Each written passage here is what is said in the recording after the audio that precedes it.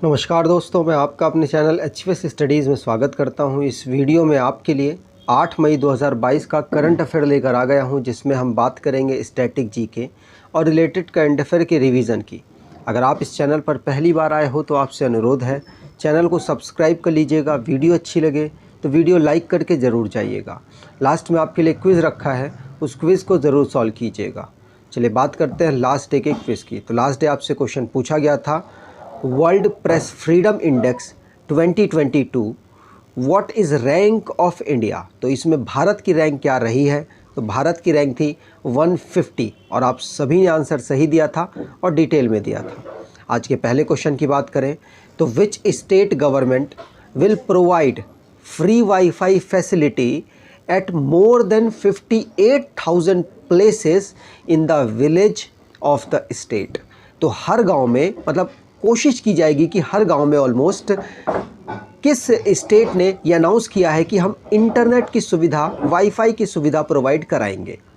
तो आंसर यहाँ पर हो जाएगा, ये उत्तर प्रदेश ने ऐसा अनाउंसमेंट की है कि 58,000 प्लेसेस में हम गांव, मेनली गांव को यहाँ टारगेट किया गया है, तो गांव में हम वाईफाई की सुविधा प्रोवाइड कराने वाले हैं, जो कि गांव में जो पंचायत हाउस होगा उसके 50 मीटर की रेडियस में आपको इंटरनेट की वहाँ सुविधा मिल जाएगी। ऐसा अनाउंसमेंट उत्तर प्रदेश की गवर्नमेंट ने किया है। ठीक है, ध्यान रखना है आपको। यहाँ बात हुई है उत्तर प्रदेश की, तो उत्तर प्रदेश को स्टेट का दर्जा 1950 में मिला था। कैपिटल इसकी लखनऊ है। डिस्ट्रिक्ट 75 हैं। गवर्नर आनंदीबेन पटेल हैं। चीफ मिनिस्टर योगी आदित्यनाथ हैं। लेजिस्लेचर बाईकैमरल है, जहाँ की असेंबली में 403 सीट्स और काउंसिल में 100 सीट आती हैं। राज्यसभा में 31 सीट, लोकसभा में 80 सीट यहाँ से आती हैं। दुधवा नेशनल पार्क, जो कि 1977 में डेवलप हुआ था, वो यहाँ का एक नेशनल पार्क है। डांस की बात करें तो नौटंकी, रासलीला, कजरी, जोरा, चपेली, जैटा यहाँ के डांस हैं। मैप पर देखें तो उत्तर प्रदेश एक ऐसा स्टेट है जो कि सबसे ज़्यादा स्टेट्स के साथ बाउंड्री को टच करता है।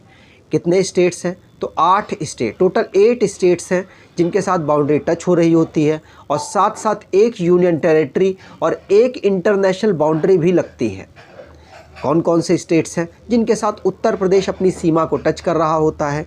तो मध्य प्रदेश, राजस्थान, हरियाणा, हिमाचल प्रदेश, उत्तराखंड, बिहार, झारखंड और छत्तीसगढ़, ये स्टेट्स हैं जिनके साथ सीमा टच हो रही होती है। यूनियन टेरिटरी में दिल्ली और इंटरनेशनल बाउंड्री में नेपाल के साथ यहाँ बाउंड्री टच हो रही है। आगे बात करें, अगला क्वेश्चन है, Asian Games 2022 postponed to 2023 where game organize. तो ये जो एशियन गेम्स हैं जो कि 2022 में होने वाले थे, कहाँ होने वाले थे वो आपको बताना है, और इनको अब ऑर्गेनाइज कराया जाएगा 2023 में, पोस्टपोन्ड कर दिया गया है। तो आंसर यहाँ पर हो जाएगा, चाइना में ये होने वाले थे। चाइना के होंगजू, आप यहाँ देख सकते हैं नीचे दिख रहा है 19 नंबर के होंगजू शहर में ये ऑर्गेनाइज होने वाले थे। अब इनको पोस्टपोन्ड कर दिया गया है और 2023 में इनको ऑर्गेनाइज कराया जाएगा। याद रखिएगा, 19 नंबर का जो ये एडिशन है, इसको ऑर्गेनाइज कराया जाना था सितंबर 10 से लेकर 25 तक, लेकिन अब ये पोस्टपोन्ड होकर 2023 में ऑर्गेनाइज कराए जाएंगे। मेनली रीज़न है यहाँ पर कोविड-19 के जो केसेस चल रहे हैं वो। ठीक है, चलिए आगे बात करें। रिसेंटली में जो स्पोर्ट्स से रिलेटेड क्वेश्चंस बने हैं उनको रिवाइज कर लेते हैं। पहला क्वेश्चन पढ़ लिया। दूसरा, BCCI ने बोरिया मजूमदार को, बोरिया मजूमदार जी एक पत्रकार हैं, इनको 2 साल का बैन कर दिया है। क्यों कर दिया है? क्योंकि रिद्धिमान शाह के साथ इनका कुछ केस चल गया था, मतलब रिद्धिमान शाह से इन्होंने बहुत अटपटे क्वेश्चंस पूछे थे, जिसकी वजह से इनको बैन किया गया है BCCI के द्वारा। टोक्यो ओलंपियन डिस्कस थ्रोअर, जिनका नाम है कमलप्रीत कौर, 6 नंबर पर रही थी डिस्कस थ्रो करने में, टोक्यो ओलंपिक में 6 पोजीशन पर रही थी, उनको सस्पेंड कर दिया गया है क्योंकि इनके अंदर, इनके जो बॉडी के अंदर कुछ ऐसे तत्व पाए गए जो एक एथलीट के अंदर नहीं पाए जाने चाहिए थे। हर्षदा शरत गरुड़ एक पहले पर्सन बने हैं जो कि पहले इंडियन हैं वो जीते हैं IWF मतलब इंटरनेशनल वेटलिफ्टिंग फेडरेशन का जूनियर वर्ल्ड वेटलिफ्टिंग चैंपियनशिप को गोल्ड मेडल जीत कर आए हैं, इसलिए ये पहले पर्सन है, इंपॉर्टेंट हो जाते हैं, नाम इंपॉर्टेंट है। वर्ल्ड स्नूकर चैंपियनशिप टाइटल को रॉनी ओ सुलीवन के द्वारा जीता गया। खेलो इंडिया यूनिवर्सिटी गेम 2021 का जैन यूनिवर्सिटी के द्वारा जीता गया, मतलब ज़्यादा मेडल जीते गए। इसको ऑर्गेनाइज बेंगलुरु कर्नाटका में करा गया था। हरियाणा की जो गवर्नमेंट है उसने अनाउंस किया है कि नीरज चोपड़ा के होम टाउन में एक स्टेडियम डेवलप किया जाएगा। केरला जो कि वेस्ट बंगाल को हराकर 7th नंबर का संतोष ट्रॉफी जीता है। 7th नंबर का मतलब खुद का 7th नंबर का 7 टाइम ये संतोष ट्रॉफी जीता है। सबसे ज़्यादा बार वेस्ट बंगाल ही इस ट्रॉफी को जीत चुका है। यहाँ पर लेकिन केरला ने जीत लिया। संतोष ट्रॉफी को केरला में ऑर्गेनाइज कराया गया था। एशियन रेसलिंग चैंपियनशिप 2022 में भारत ने 17 मेडल जीते हैं, 5वीं पोजीशन पर रहा है। जापान यहाँ पर टॉप पोजीशन पर रहा है। इस टूर्नामेंट को कहाँ उलन बटार, मंगोलिया के उलन बटार में ऑर्गेनाइज कराया गया। अगर आप स्टैटिक जीके की ई बुक परचेज़ करना चाहते हैं तो आप इस ई बुक को परचेज़ कर सकते हैं। डिस्क्रिप्शन बॉक्स में लिंक दे रखा है, वहाँ से आपको ये आसानी से मिल जाएगी। और अगर कोई प्रॉब्लम होती है डाउनलोड वगैरह करने में तो hvsstudiesofficial@gmail.com में मेल करके आप अपनी प्रॉब्लम को सॉर्ट आउट करा सकते हैं। अगले क्वेश्चन की बात करें, who has been named the managing director of TVS motor company. तो कौन मैनेजिंग डायरेक्टर बने हैं TVS मोटर कंपनी के? तो आंसर यहाँ पर हो जाएगा, इनका नाम है सुदर्शन वेनु। सुदर्शन वेनु इनको अपॉइंट कराया गया है MD के रूप में TVS मोटर कंपनी में। याद रखना है ये एक नया अपॉइंटमेंट है, आपके लिए इम्पॉर्टेंट हो जाता है। सुदर्शन वेनु जी का TVS मोटर कंपनी में मैनेजिंग डायरेक्टर के पद पर अपॉइंट हुए हैं। चेयरमैन की बात की जाए TVS मोटर कंपनी की तो सर राल्फ टीटर स्पेथ बने हैं। ठीक है, आगे बात करें। अगला क्वेश्चन है, world red cross day observe on. तो वर्ल्ड रेड क्रॉस डे कब ऑब्जर्व किया गया? तो आंसर यहाँ पर हो जाएगा, हम हर साल 8 मई को हम रेड क्रॉस डे ऑब्जर्व करते हैं। याद रखना है आपको, इसको ऑर्गेनाइज कौन कराता है? तो international committee of red cross के द्वारा इसको ऑर्गेनाइज कराया जाता है। साथ साथ ये जो डे है ये हर साल जो अवेयरनेस है, मतलब ये अवेयरनेस फैलाने के लिए मेनली इसको मनाया जा रहा है इस ऑर्गेनाइजेशन के द्वारा। और आपको बता दूं इसकी इस साल की थीम जो रही है वो be human kind believe in their power of kindness रही है। International committee of red cross की बात करें तो हेडक्वार्टर इसका जिनेवा स्विट्ज़रलैंड में है। इसको फाउंड किया गया था हेनरी डूनेंट के द्वारा और इसको फाउंड किया गया था 1863 में स्विट्ज़रलैंड में। याद रखना है, international committee of red cross के प्रेसिडेंट इस समय पर पीटर मॉरर हैं। आगे बात करें, यहाँ पर जो भी हमने डेज़ अभी पढ़े हैं रिसेंटली में उनको रिवाइज कर लेते हैं। तो इंटरनेशनल लेबर डे 1 मई को हम ऑब्ज़र्व करते हैं। वर्ल्ड ट्यूना डे 2 मई को हम ऑब्ज़र्व करते हैं। वर्ल्ड लाफ्टर डे 1 मई को वी ऑब्जर्व, और वर्ल्ड प्रेस फ्रीडम डे 3 मई को, वर्ल्ड अस्थमा डे 3 मई को, और वर्ल्ड एथलीट डे 7 मई को, और वर्ल्ड रेड क्रॉस डे हमने 8 मई को ऑब्ज़र्व किया है। अगले क्वेश्चन की बात करें, NCRTC एक ऑर्गेनाइजेशन है, इसके द्वारा to receive India's first regional rapid transit system train set at Savli में इन्होंने पहली regional rapid transit system train को डेवलप किया। अब डेवलप कर दिया, सेट कर दिया, और ये जो साल्वी है कहाँ पर, ये पूछा जा रहा है क्वेश्चन में।